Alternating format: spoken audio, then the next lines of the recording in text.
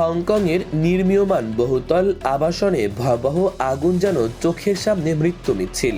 বুধবার বিকেলের সেই বিভীষিকাময় মুহূর্তে দাউ দাউ করে জ্বলে উঠছিল পুরো বাঁশের তৈরি কাঠামো। কয়েক সেকেন্ডের মধ্যেই কালো ধোঁয়ার ঘন কুণ্ডলী আকাশ ঢেকে ফেলে। চারদিকে তৈরি হয় আতঙ্কের গাঢ় ছায়া। সোশ্যাল মিডিয়ায় ছড়িয়ে পড়া সেই ভাইরাল ভিডিও এখন কোটি মানুষের আতঙ্ক আর বিস্ময়ের কেন্দ্রবিন্দু। ভিডিওতে দেখা যায় আগুন এমন বেগে ছড়াচ্ছে যেন মনে হয় পুরো টাওয়ার এক বিশাল আগুনের গোলায় রূপ নিয়েছে। নেটিজেনদের একজন লিখেছেন, ভয়ঙ্কর, জীবনে এত দ্রুত ছড়িয়ে পড়া আগুন কখনো দেখিনি। সংবাদ মাধ্যমের রিপোর্ট অনুযায়ী বুধবার দুপুর 2:45টার দিকে হংকংয়ের ওয়াং ফুক কোর্ট নামের নির্মীয়মান আবাসনে আগুনের সূত্রপাত ঘটে। 8টি ব্লকের বিশাল এই প্রকল্পে প্রতিটি অ্যাপার্টমেন্টে ছিল 35টি তলা। তারই একটি অ্যাপার্টমেন্টের ভেতর দিক থেকেই আগুন দেখা দেয়।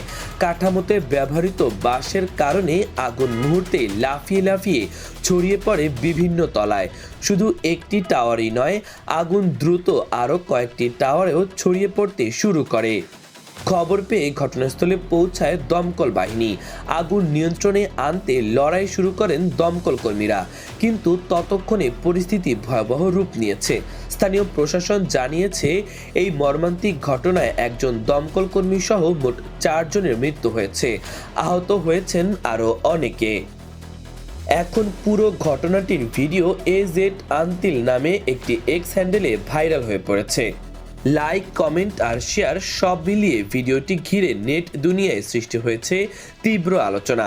কেউ আতঙ্কিত, কেউ বিস্মিত, আর সবাই একমত, এটাই সাম্প্রতিক সময়ের সবচেয়ে ভয়ঙ্কর আগুনের দৃশ্য।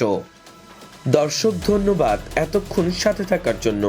ভিডিওটি ভালো লাগলে চ্যানেলটি সাবস্ক্রাইব করে দিন। আল্লাহ হাফেজ।